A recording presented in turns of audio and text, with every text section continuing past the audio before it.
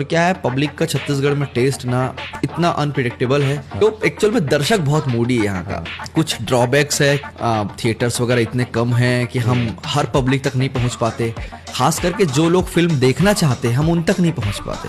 ये बात सच। फिल्म देखना चाहता है धमधा का आदमी, नवागढ़ का आदमी, बेमेतरा का आदमी, मानपुर मोहला या रायगढ़ के अंदर का आदमी, बिलासपुर के अंदर का आदमी, मरवाही का आदमी, ये सब जगह की पब्लिक आपकी फिल्म देखना चाहती, मर रही है वो देखने के लिए, लेकिन हम उन तक नहीं पहुंच पाते।